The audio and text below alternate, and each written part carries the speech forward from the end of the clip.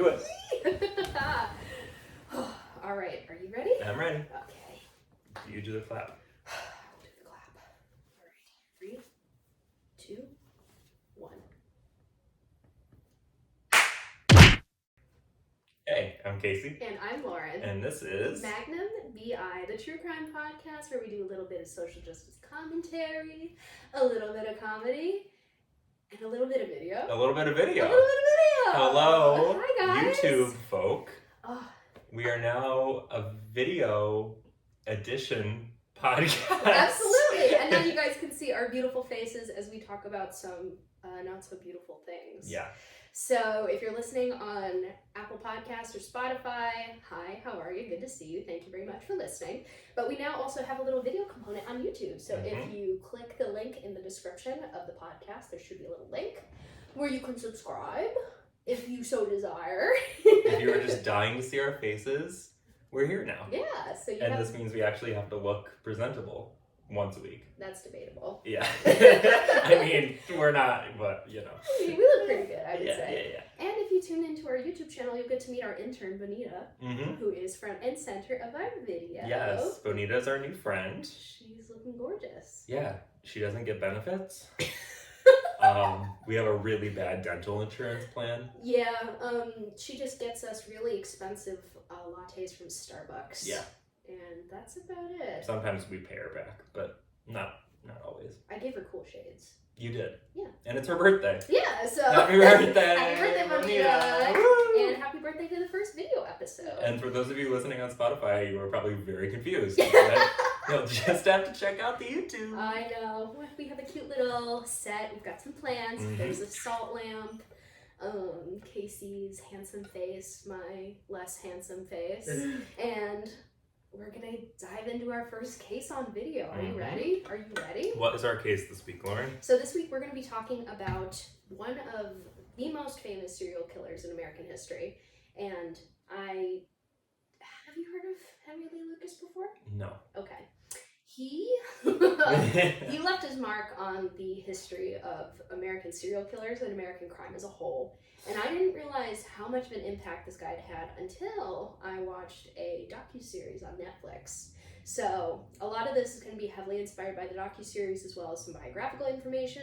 But before we get into it, I just want to lay out some content warnings because unfortunately when I did my cursory research the last time we spoke, I may have misspoken about how heavy this episode is going to get. So keep that in mind. If you guys are here for us, we're going for it. Ooh. It's going to be heavy. Oof. So before we get into it, this episode is going to contain brief descriptions of violence, sexual abuse, pedophilia, necrophilia, suicide, murder, and lots of discussions of police negligence and institutional corruption. So keep that in mind. Oof. Strap in. It's going to be a tough one. Are you ready? Mm-hmm. Let's get started.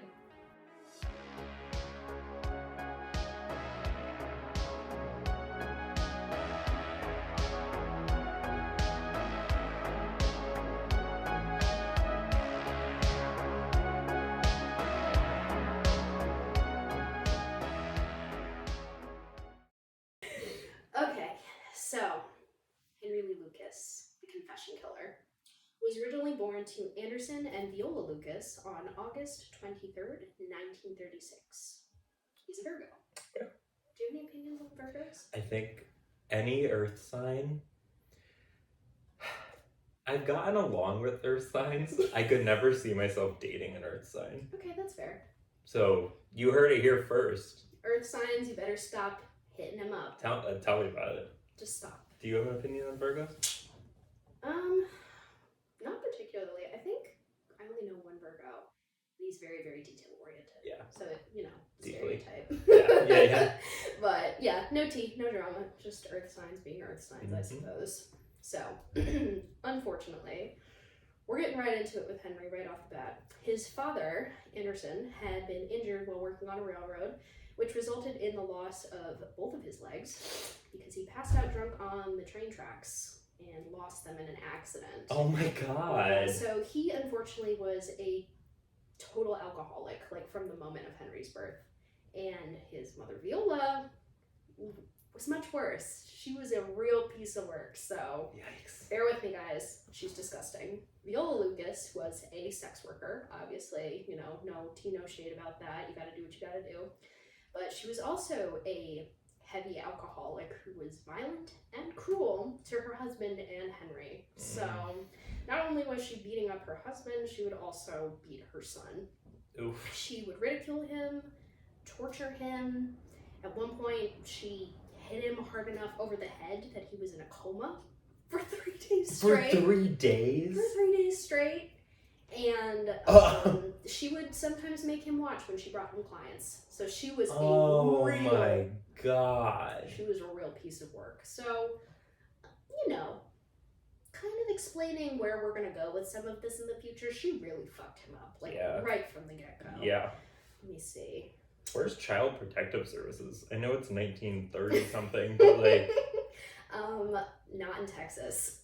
Wait. I don't know. Not, yeah. It was a real mess. So one thing that is kind of trademarked about Henry Lee Lucas is that he has a lazy eye. Mm-hmm. And the reason why he has a lazy eye is because his half-brother, they got into a fight when they were younger, and he injured his eye. And his mother, again, who hated him, did not take him to the doctor. And so as a result, the eye got infected and he lost it. Oh. So she's a real bitch. Whoa. We hate Viola Lucas. Yeah. She just like really made sure that Henry knew how unwanted he was from the day he was born. That's heartbreaking. It's terrible. Yeah. I know. Like I said, not the vibe I thought we were going for with the first video episode, but I really wanted to talk about this one because the corruption and police negligence is insane. Mm-hmm. So we're gonna get into that a little bit later. So.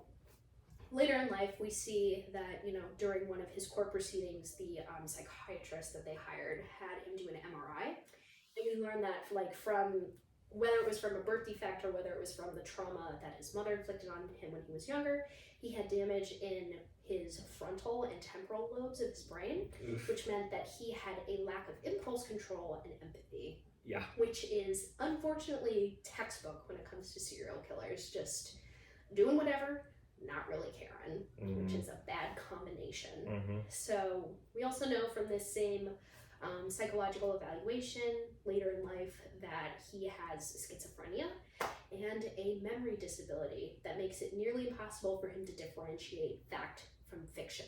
And this is called confabulation.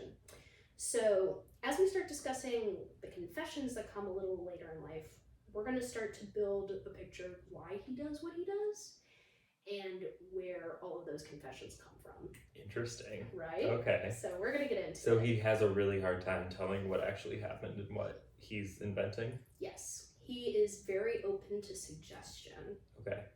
So. Fascinating. When he was 18 in 1954, he was convicted on several charges of burglary in Richmond and served some time in jail, about 6 years. He escaped but was recaptured before being released in September of 1959. At this point, he visits his half-sister named Opal in Michigan. Love. And kind of a baller name, yeah, right? Opal from Michigan? Hell yeah. Of course, his half-sister, as one does. And at this point in 1959, all is well until Viola, his mother, comes to visit. Oof. So we hate Viola. Accounts of what happened the next day vary, because all we know is Henry's side of the story. Bear with me. So, there was either his mother disapproved of his fiance that he had, like, randomly gotten after immediately getting out of jail, or she wanted Henry to return to Virginia to take care of her as her age and her health had begun to fail. Because she deserves that. Of course. Because she was such a kind mother. Yeah, and of course, we have to go help Viola. Yeah. Not. So, regardless of whether those two things were true, we know what happened. So, after repeated arguments between the two concerning the fiancé or him returning home to help his mother, Henry returns from a night of drinking and falls asleep in his bed. He's awoken by his mother beating him with a broom. Oh my god! In a fit of rage, Henry rises from his bed and stabs his mother in the neck with a knife. So... Okay. I'm not saying my opinion. That's all I'm gonna say. No. What do you think? Okay, A, Yeah. he might have made up the fact that she was attacking him with a broom. Mm-hmm. Might have. We don't know. We don't know. Mm-hmm. B, if she was, like... Come on. Like, I'm never condoning such a thing. Ever. Casey says no to stabbing in the neck. Please. Don't. You heard it here first. You heard it first. But, I don't know. She's put him through enough. So much. Yeah. Like, forcing him to watch her bring home clients. Ugh. She gave him a coma. Yeah, she put him in a coma. She made him lose his eye. Yeah. This is a bad lady. Yeah. Surprisingly, the knife wound didn't kill her. Viola, girl. So, he stabs his mother, and he flees the scene and leaves her to die. Opal returns home hours later to find her still alive, despite the blood loss, and calls an ambulance for her. However, hang in there. Sorry. Alright. So, once they arrive at the hospital, however, it was too late. Doctors revealed that her cause of death wasn't the knife wound, it was a heart attack relating to the incident itself. So, kind of not his fault, but also definitely his fault. Yeah. So, don't think that was a coincidence, but... Yeah, so, since it was ruled that the heart attack was the cause of death and not the actual knife wound, Henry is charged with second-degree manslaughter, and... Okay. Make it make sense. I know. It's like how Gilbert Paul Jordan kept getting the manslaughter charges. Yeah. It's like, what? Yeah. What? I should. You only poured alcohol down someone's throat. I should do a little research and actually figure out what the difference between the degrees of murder and manslaughter are, because I don't get how killing someone isn't. I think I know. Murder. I think it's like if you do something. Actually, I don't know. Never mind. Let's say editing Casey puts the definition right there. Yeah. Ding ding. That's why you should watch the YouTube video. Yeah, we're gonna edit that in post. Anyway. Probably won't do that. No, not at all. So, Henry is charged with second-degree manslaughter, and during the trial, he attempts to claim that he killed his mother in self-defense, but the claim is rejected. So, he receives a sentence for 20 to 40 years. However, he only serves 15 and is out in 1975. So, 1976, a year later, he meets the two most important people in his entire life, a man named Otis Toole and his niece, Frida, nicknamed Becky Powell. The three join forces and begin a debaucherous three-way relationship that included Toole's underage niece. Ew. Yeah. Ew. Yeah. As far as I'm aware, Otis and Becky weren't involved. Oh. Becky and Henry were. And she's underage. She's 15. Oof. He is 40. Ugh. Which is and so killed his bad. mom. Yep, they killed his mom. So, we find out after the fact that Henry and Otis were also lovers for a time, but Henry's most impactful and unfortunately intense relationship was with Becky, who, like I said, was only 15 at the time. She had just recently gotten out of a juvenile detention facility herself, and unfortunately stepped into the world's worst. I don't know if it's not a love triangle, because Otis wasn't interested in Becky, but it's like a love entanglement. Yeah. Whatever the shape is, maybe. I don't know. But love lightning bolt. Love lightning bolt. Fucking nightmare. So, at this time, Otis is 29 and Henry is 40. They are on the road together for a while until Becky grows homesick and the two drop her off at a truck stop near Florida and travel across the country. Oh my god. For our Spotify and Apple Podcast listeners, I just did some very heavy air quotes when I said drop her off. So we're going to touch upon that again in a little bit. So bear with me. Wait, I'm sorry. Where did they leave from? Where did the road trip begin? The road trip started from this supposed truck stop in Florida. Oh, it begins? Yeah. Okay. So gotcha. we only have like Henry and Otis's information to go off of. Okay. And unfortunately, like I said, as we know from the court proceedings later in life, Henry has a really hard time with his memory, telling fact from fiction. And it's later revealed as well that Otis has either some kind of intellectual disability or a very low IQ. Ugh. Because he doesn't... He usually defers to Henry in like all situations. He's like, like, what does Henry say? I Okay. want to know what Henry said. So neither of them are really reliable sources. Yeah. After their meeting in 1976, the two are practically inseparable and would encourage each other's bad behavior, creating a toxic one-upping mindset they would use. They would feed off of each other's energies and would egg each other on in most aspects of their lives. So this would be later evidenced by their shared history of violent crimes and nearly identical testimonies, because they would just be like, what did he say? What did he say? Yeah. Oh, well, I did this. Well, he did that, and then this, that, and a bag of chips. Yeah. So they would just go off of each other the entire time. So, like I said, Otis would look to Henry as the leader of their group and would like recant or like give misleading statements if he learned that Henry had said something different. So he's not a very reliable source. Yeah, no. Unfortunately, he can't really help us with much of anything. So we know because of their history together, in his own way, he loved Henry very deeply. Like, he was ride or die. Oof. Which is sad. That hurts, yeah. Yeah, because I don't want to say he didn't know any better, but he was very deeply infatuated with Henry, and he would basically do whatever he said. And Henry's also like 11 years older too. Yeah. So there's that element. There's like a weird power dynamic. There's some kind of disconnect in the brain. Yeah. There's a lack of empathy. There's just a lot of moving parts happening. And like when they're doing bad things together, it's like there's one person who knows your secrets and who's keeping your secrets. Mm-hmm. So then there's like that brings them closer, probably. Mm-hmm. Yeah, that's tough. Which is crazy. Mm-hmm. So, we have all that to think about. Now we're in 1983. Montague County in Texas is where we set our scene, with the disappearance of a woman named Kate Rich and Becky Powell. Kate used to house Henry and Becky for some time until both women went missing and Henry fled the scene. Mm-hmm. So the police are like, what's going on here? This don't look good. Who's this Becky character? Yeah. Where did Kate go? And they like spent a long time looking throughout the surrounding area, trying to figure out where Kate went. And it comes to light that the common denominator between both missing persons is Henry, because he had been last seen with both of them. So the police are kind of stumped. They don't know what to do. So after like a month or so of looking, they decided to enlist the help of, dramatic drum roll. Dun, dun, dun, dun. Can we get my little audio? What's going on? Get my little audio clip to play. I really wanted this to work. Hold on. Just the first note alone. You're not even ready. You aren't even ready.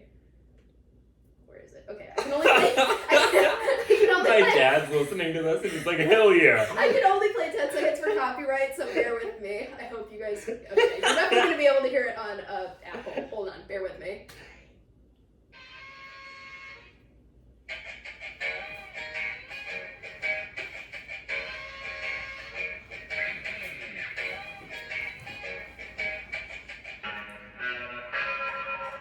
Texas Rangers. Yeah!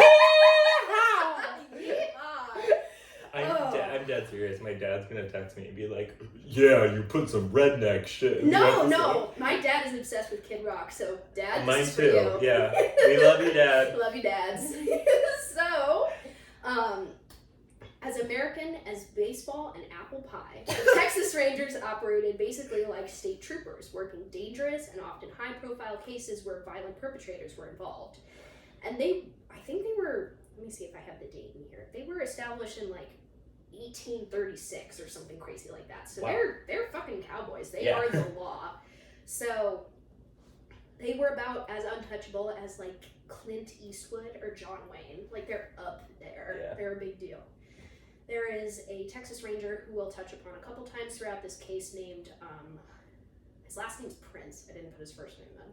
But in speaking to a new cohort of Rangers, he says, there is nothing you can do at this point to enhance the reputation of the Rangers, so your job is not to ruin it. Their legacy is the stuff of legend. It's everything. So hearing about this disappearance, they get involved right from the get-go. Wow. There's another Texas Ranger by the name of Phil Ryan, who is involved with Henry like right from the beginning and recalls the first interrogation he does with Henry. So we're sitting in the interrogation room, He recounts that they had brought Henry in to be questioned at the disappearance of both women, and Henry immediately admitted to having a warrant out for his arrest, as he assumed that that was the reason the police had apprehended him. So right off the bat, he's feeding them information they didn't already know. Wait, why did he have a warrant for his arrest? He had a warrant out for his arrest because he originally stole a car. Oh, and okay. He had skipped town to avoid the warrant for the theft, but in doing so had unwittingly given the cops enough information to actually book him. Yeah. Even though they only suspected him at this point. Idiot. He's like, well, I did steal a car, though. He can't help it. He's not that bright. Don't call me Sorry. So, anyway. aside from Casey being ableist. I'm kidding. So, unfortunately, they book him and interrogate him for a number of days, and they quickly learn that Henry just loves to talk. He really enjoys the company of the Rangers, and they give him as many Pall Mall cigarettes and as many cups of coffee as he could physically drink. But they weren't able to get him to confess to the murders of Kate Rich or Becky Powell.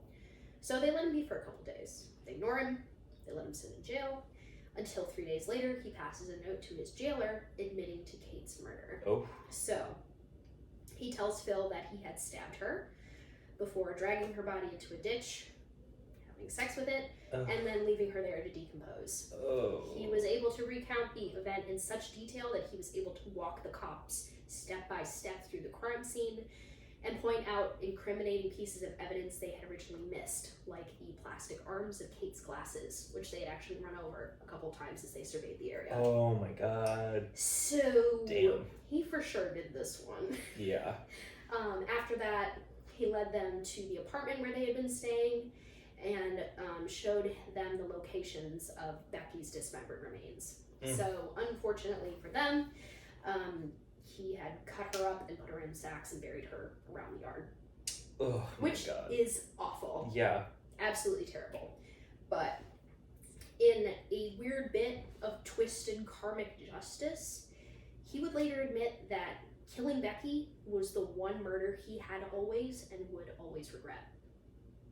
Because he loved her. Oh. Yep. Okay. He told Phil, the Texas Ranger from beforehand, in a heartfelt confession that I killed the only girl I ever loved. Oh my god. Which is just horrible. Yeah. But also fuck that guy. But also fuck that guy. Also fuck this guy. Yeah, I don't feel bad for him, but it's just like it's harder when they're not totally sociopathic and they have like some kind of empathy, which like it's very little in this case, considering he's like, this is the only one I feel bad about, and it's because I had feelings about her, but it's like, okay, you did have some kind of heart in there somewhere. It's tragic because you think, at least in my mind, when I read things like that, it's like, oh, there's a chance where he could have, like, I don't know, maybe if he had had a different upbringing. Yeah. Maybe if he had gone to therapy. Maybe if he had had, like, I don't know, maybe if there had been one thing different. He could have lived a somewhat normal life. Maybe if he didn't have brain damage from his mother. We fucking hate Viola Lucas. We hate Viola Lucas, we fucking hate Viola Lucas. And Henry Lee. We hate Henry Lee also. Yeah. But But it is tragic in and of itself. Yes. So, June 21st, 1983. The trial for Kate's murder is televised because Montague County has hardly seen any violent crime in like the past however many years. So this is a big deal. So Henry arrives in court to experience due process for his crimes, beginning with Kate's murder. Local reporters are there. Montague County had barely seen a shred of violence in years. So the judge says to Henry in his opening statement, and I quote, "Do you understand that you're being charged with murder?" To which Henry replies, "Well, Judge, what are we going to do about these other 100 women I killed?" On the stand, too. On the stand! Like, if you said that in the interrogation room, like, that'd be like, you know, whatever. But, like, that's a courtroom of people, and people watching at home. Yep. Wow. And the reporters take Henry's confession and run with it, resulting in an overnight media circus that turns him into an international celebrity. Whoa. Everyone loses their minds because what do you do when someone says, "Oh yeah, I killed 100 people"? Yeah. What? Yeah. So,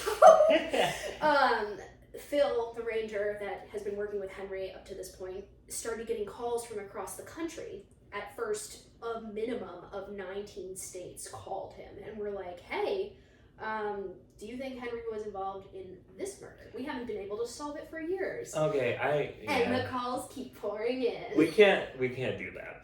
We can't start doing that. In the 80s you can. Well, today they do. Well, they shouldn't. It's fucking crazy. Yeah. So, as the number of Henry's claims grew, the Rangers and the task force, or I should say the police, could hardly keep up with the sheer volume of calls they were getting from across the country. This is bad. Eventually, they settle into a routine.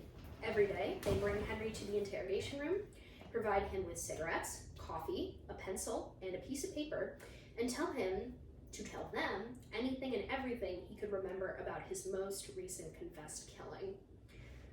And they did that for months. That's not good. No. Phil even admitted, due to the sheer volume of confessions, that he just completely shut down because of the violence and the breadth of the killings. It was too much for him to process. He just refused to believe it. Mm-hmm.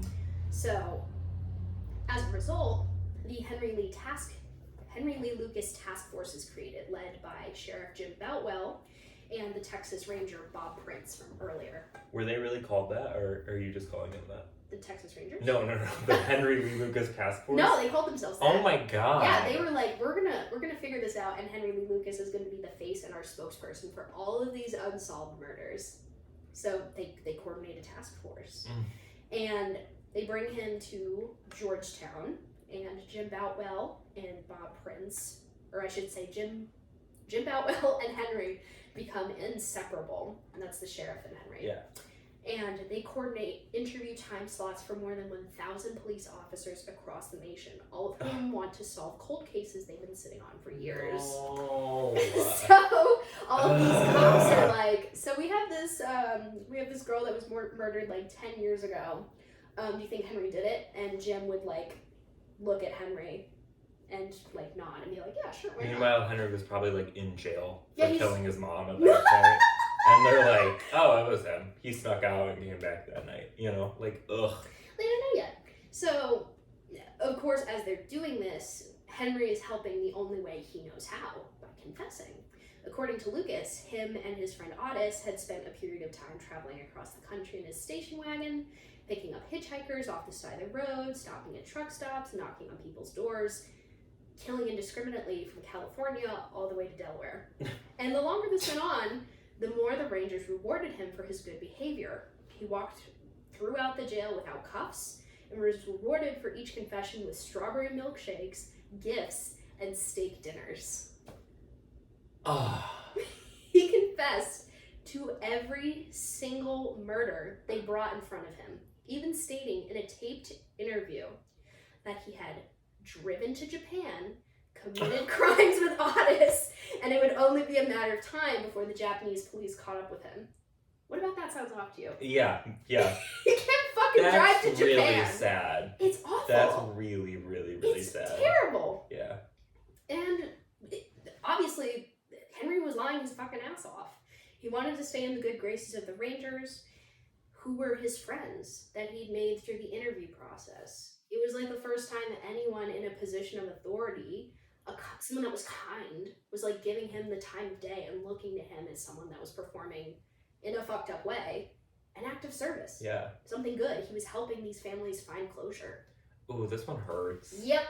So, damn. Like I said, I'm sorry that I misled everyone by saying this one would be funny. It's She's not. like, oh, this sounds like a breath of fresh air. I thought it was. I actually did the research and I was like, oh, this is not funny. This is not funny. This is really bad. So, like I said, he was performing an act of good in a twisted sort of way. The relationship between Henry and the cops was mutually beneficial. The cops could clear their cold cases, Henry could drink his strawberry milkshakes, and move closer to obtaining his ultimate goal, which was, and this is fucked up, state-assisted suicide. Henry wanted to be reunited with Becky at any cost. So he thought that if he confessed to enough of these murders, he would get the death penalty and be reunited with Becky. Yeah. Which is really, really upsetting and really sad. Yeah. So he figured, since he was basically already going to be in jail for the rest of his life for Kate's murder, he was going to take as good as he could get, game the system, drink his strawberry milkshakes, and be reunited with Becky, which is horrible. So he later admits that he had an almost father-son relationship with Sheriff Boutwell, because he loved Boutwell's praise. He had never experienced like any kind of parental relationship in his life that was positive. Yeah. So he looked at him as kind of a father figure and wanted to impress him and do right by him. Meanwhile, this guy is like trying to get him killed. Yeah, and the fucked up thing is, compared to being like abused by his mother, drifting from state to state, living in horrible, unlivable conditions, being in jail, having these steak dinners, hanging out with the Rangers was like the Ritz-Carlton. Yeah, he didn't have to work. Yeah, it was the best possible outcome in his eyes. Yeah. And so instead of hiding what he'd done, he decided he was going to exaggerate to the point of fiction. But I bet you're thinking, how did he do this, right? Like, some fiction has to be based in reality, especially if he's somehow convincing all of these cops that he had done all of these things. And he had admitted to more than 300 cases by this point, which is insane. Yeah. So how did he do it? When police would coordinate with the Henry Lee Lucas task force, they would send their case files over to the Rangers and debrief them on the murder, and the Rangers would hand the files to Henry. Because they were thinking, if this guy has killed 300 people, obviously he doesn't remember everything. So we'll just refresh his memory.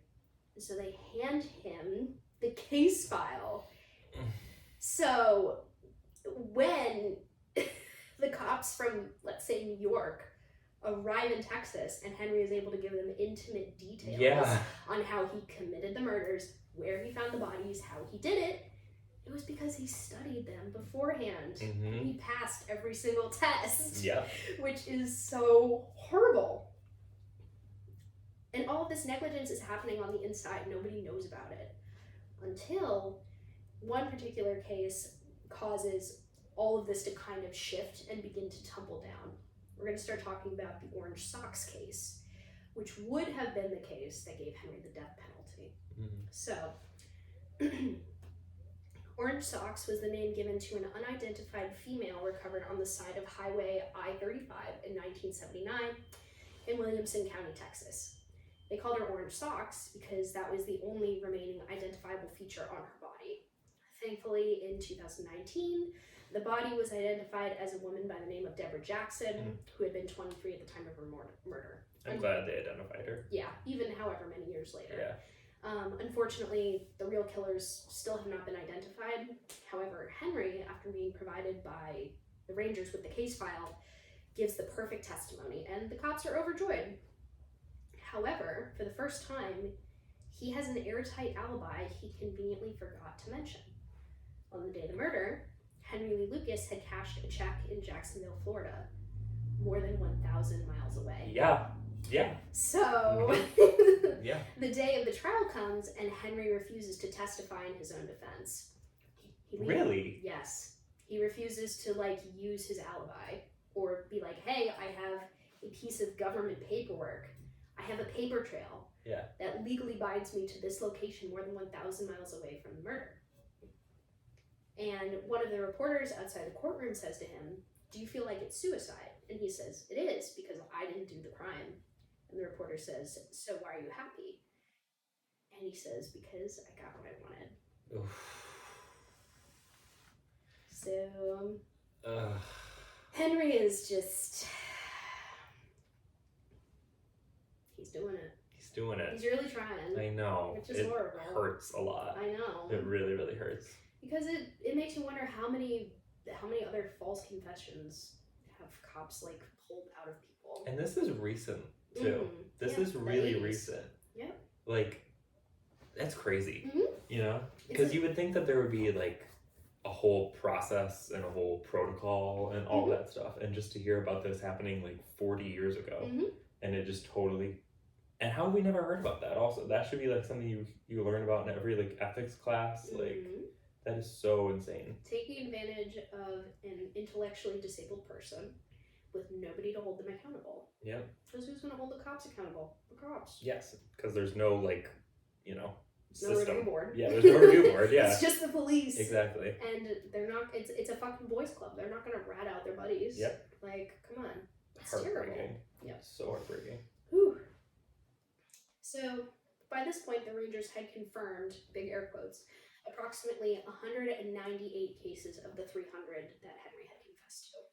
Oh my God. A journalist by the name of Hugh Ainsworth, who had been originally intimately involved with Ted Bundy, finds out about Henry and is like perplexed. Because he's like, this shit doesn't add up. No, it sounds ridiculous. In hindsight, absolutely. But at the time, they were like, this guy is the most prolific serial killer in American history. Like, we're watching history unfold. The Rangers are doing the Lord's work. They're helping these families find closure.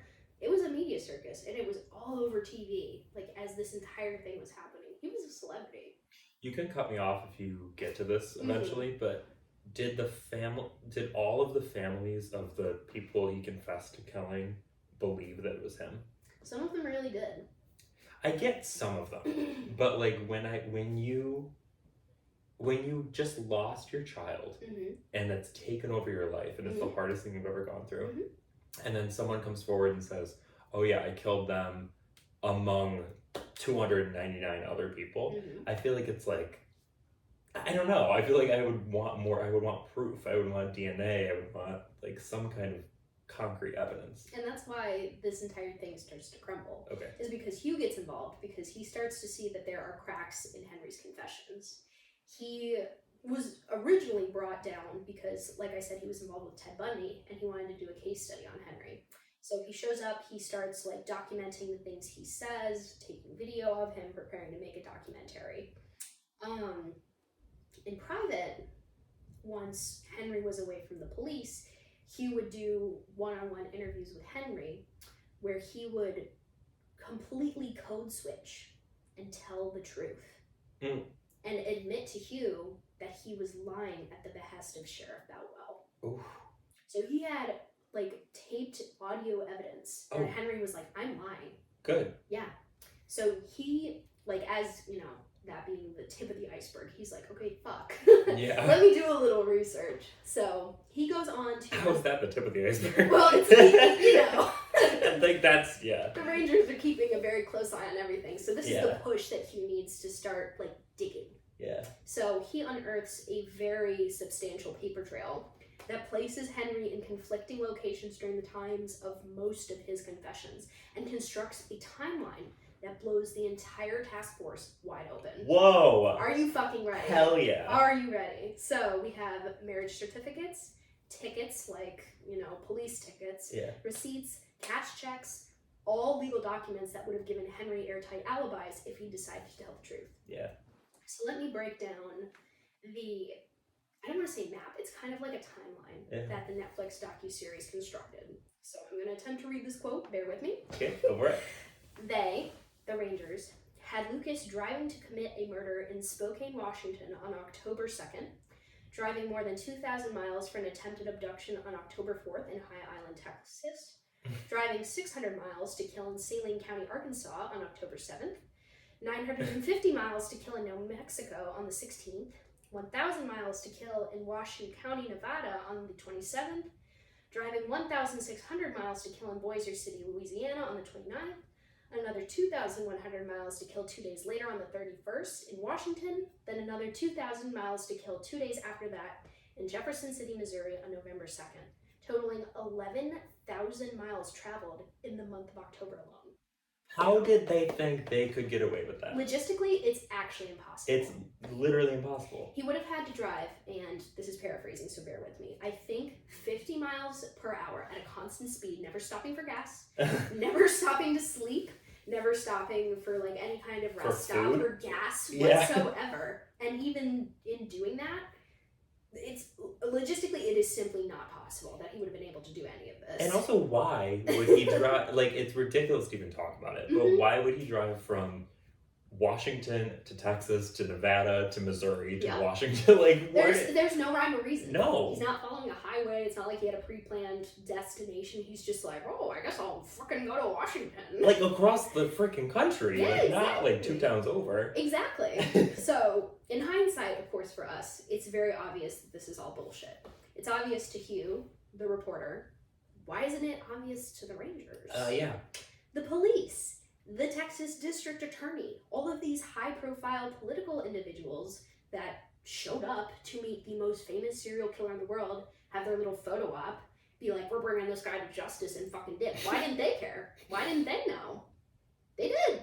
Yeah. Hugh was robbed during the course of his research. Some of the tapes that he'd done where Henry confessed disappeared while he was in the course of unearthing this paper trail. Oh.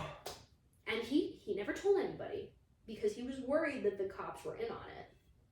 The next time he shows up in Dallas, Sheriff Boutwell approaches him unprompted and says, I'm so sorry about those tapes, Hugh. Ooh. You're a monster. He's a bastard. You are really a monster. Which is crazy. Like there's a real ass man who's going down for this, and 300 families who genuinely want to know who killed their kid. Yep. And now those just aren't getting solved. Yep. You know. Yep, because it's more convenient to pin it all on this guy who's not going to say no. Like all of those murders that happened in November that he's being pinned for are real unsolved murders. They're people. There are people whose killers could be quote unquote taken to justice if they're found, but they're just not looking for them now because they can blame it on some man with probably a disability who, evil. Who literally will not say no because he thinks that he needs to be reunited with Becky. Oh my god. In case you forgot that part. Yeah. You're mean for this one, Maureen. I feel bad. I genuinely do, but this is a juicy one. Yeah. So, enter Linda Erwin. She's the first female detective on the Dallas Homicide Unit.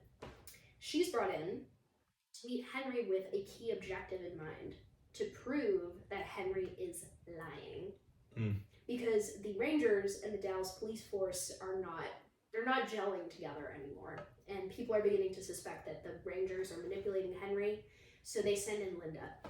And how do they send in Linda? No, they do! She had like some kind of crazy 92% conviction rate during the time that she's employed there. She was a total badass. Damn, alright. So they send in Linda. And they give her a series of fake case files to present to the Rangers because they know that the Rangers are giving the case files to Henry. Smart. Right? So she takes the fake case files to see if the Rangers are going to give them to Henry and watches as he parrots back all of the false information she had literally just fed to them. So smart. So he confessed to every single phony case that they placed in front of him and lied about every single incriminating, gory detail. That's brilliant. Right? Yeah.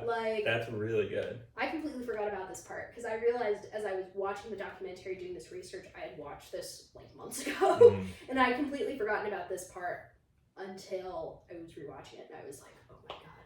Linda! You fucking legend! Send in Linda the legend! Send her in! So, at this point, the credibility of the Texas Rangers is at stake.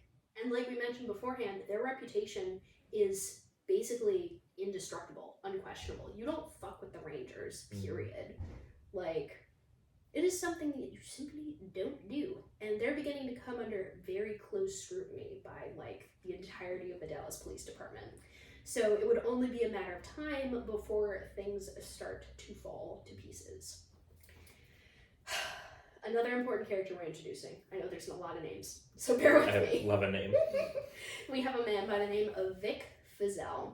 He's the district attorney for Waco County in Texas. And he recalls a night where he's looking over a series of cases that Henry had confessed to within his jurisdiction. And he's like, these don't add up. Simply, these do not make sense. So he goes to access the National Criminal Database that held all of the current information regarding Henry's confessions on his personal computer, And he realizes once he tries to access the file that someone had revoked his access. Uh-oh.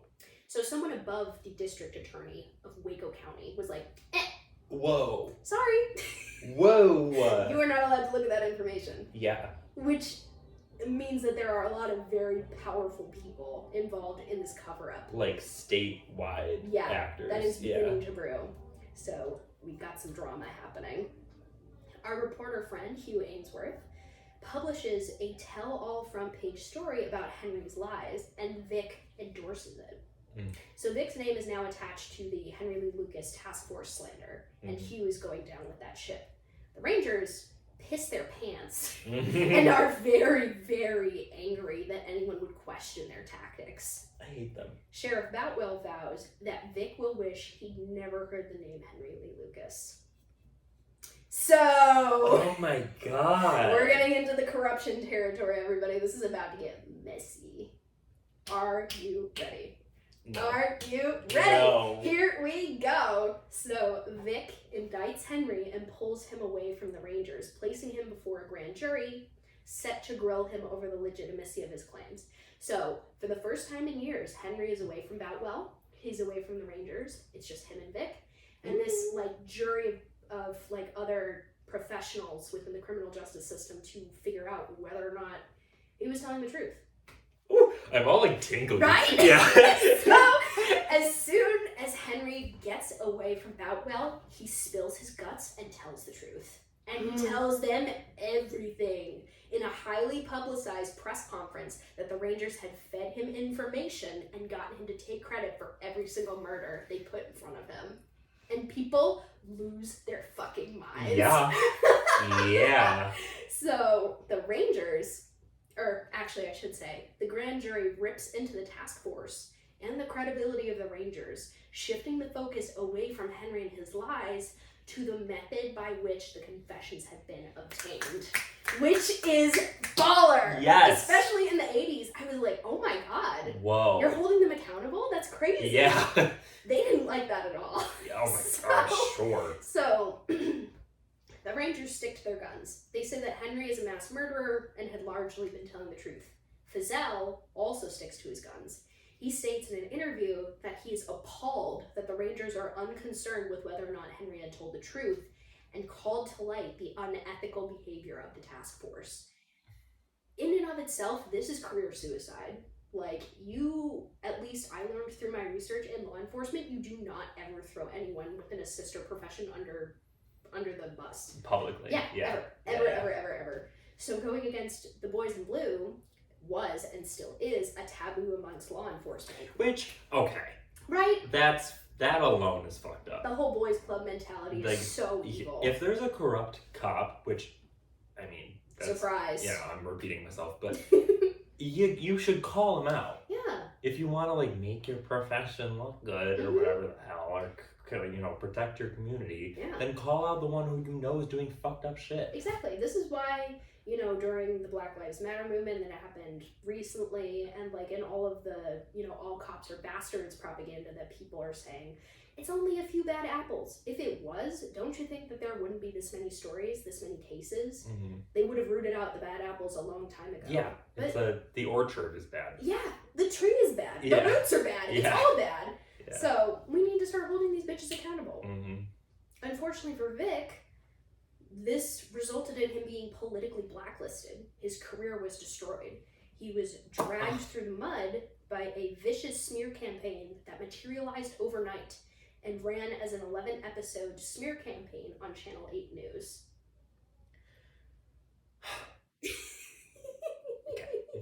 They accused him of accepting bribes, being involved in drug rings, and turning a blind eye to violence against police officers. Who's bribing him?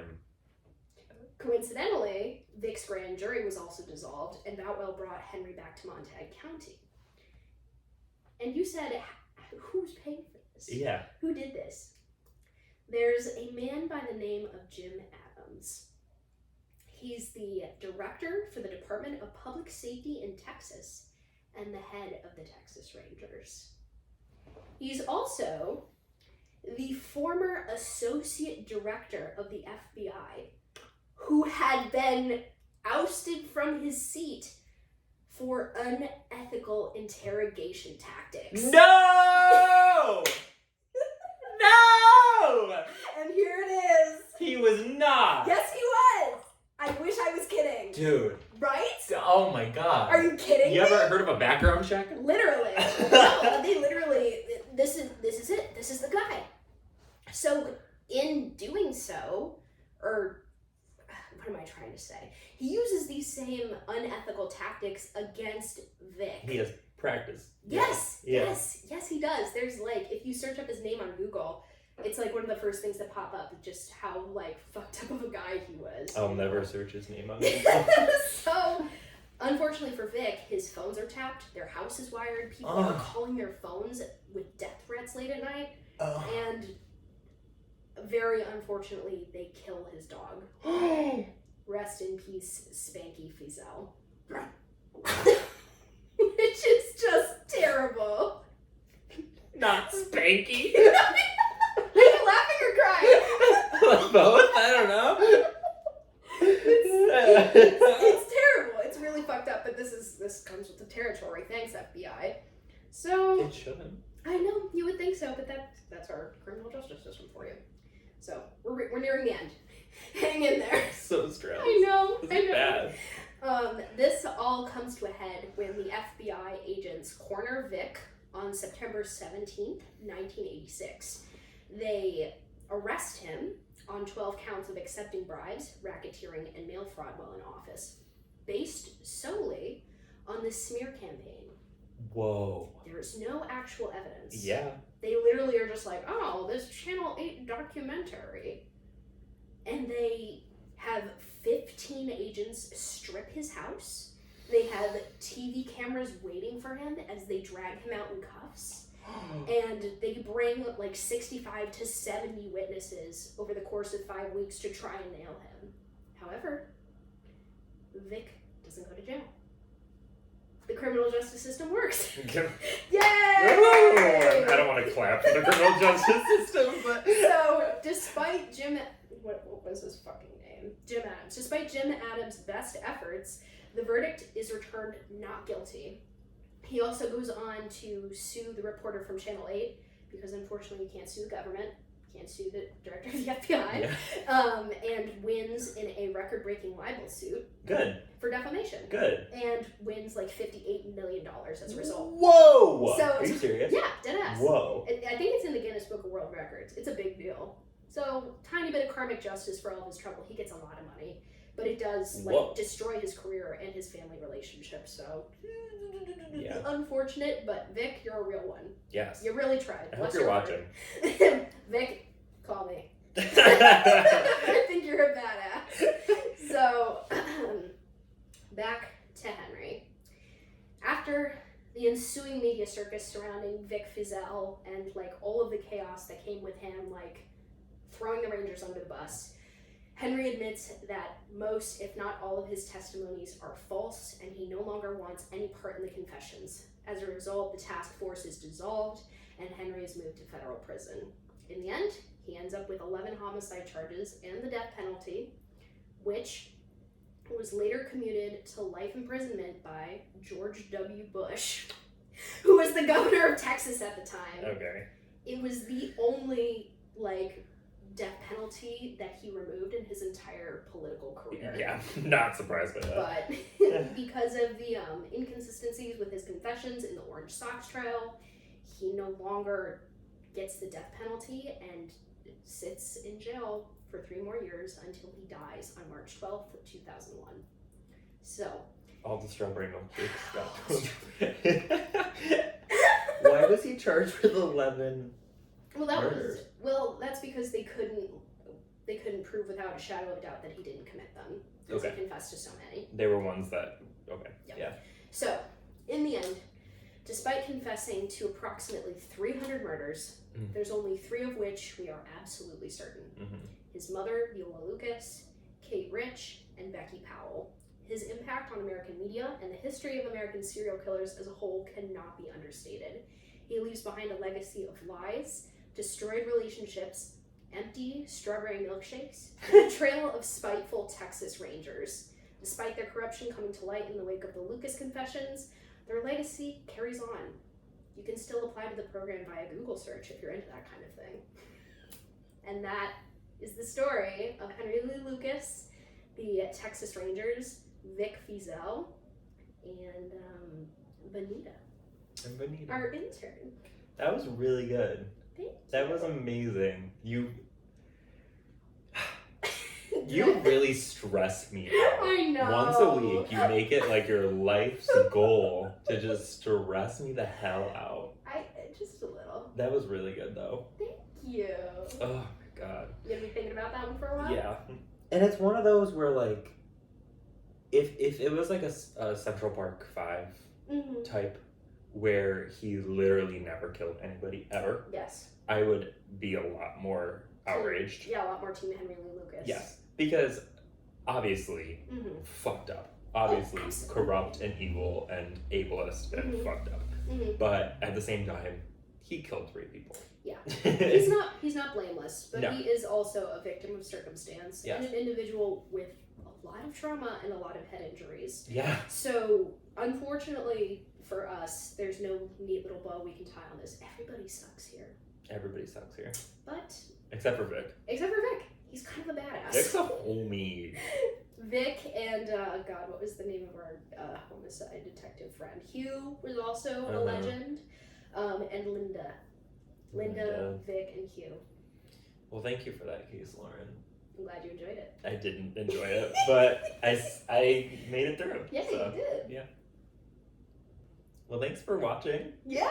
This was fun. I hope you guys liked our first video episode. Woo! We had a lot of fun, even though we had to rearrange some furniture. We will probably have massive technical difficulties in the next hour, which will make us scream. We had to rearrange you should see my apartment. Oh my God. My living room is like lopsided right now, literally. All of the feng shui is ruined. There was discussion of saging a bedroom. We We decided are not to do legitimately that. going to stage the bedroom, however. I will now guess Lauren's middle name. Mm-hmm. I know it's B.E. Mm-hmm. I know it's old-timey.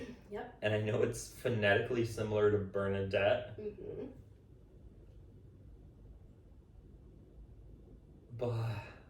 Belinda?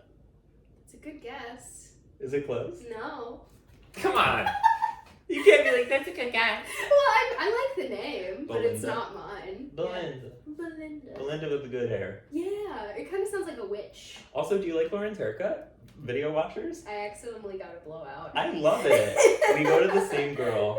Melissa, if you're watching, I love you. Melissa, I love talking to you about anime and video games. You're very cool. I love Melissa. You're She's so you're great. the best. She's Does great. a very good job on my hair. She does. I need to save up some money so I can get it dyed a different color, but I'm very happy with how it looks. It looks great. Yeah. Next week, on our second video Our episode, second video episode? /episode 10? Ooh. 9 or 10, I think it right? might be 9. 9. Yeah. Yeah, 9. Woo! Wait, let me double check. I think it's 9. Let me see. Since we have internet, I might as well use it. I pay good money for this I internet. pay good money for this shit. On episode X of the Magnum B.I podcast. Yeah, 9. Yeah, episode Yeah, 9. on episode 9. 9! I will be discussing Grant Amato. Tell me more, but not too I much. don't want to tell you much because it's one of those cases. It's not unsolved. It's a solved. I'm doing a solved case for a change. Oh, really? Yeah. Yay! However, it's not immediately obvious where the story goes Okay. because there's just a lot of layers. Mhm.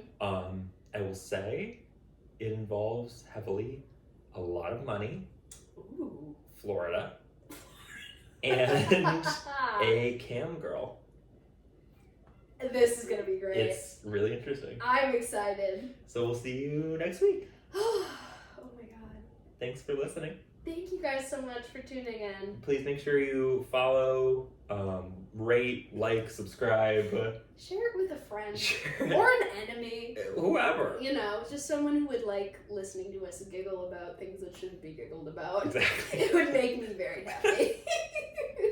Thank you for listening. Yeah, thank you guys so much, and we'll see you next time. Magnum B.I. Bye. Bye. Love. Oh God, we did it! Woo! Oh, I'm so excited. Video episode done.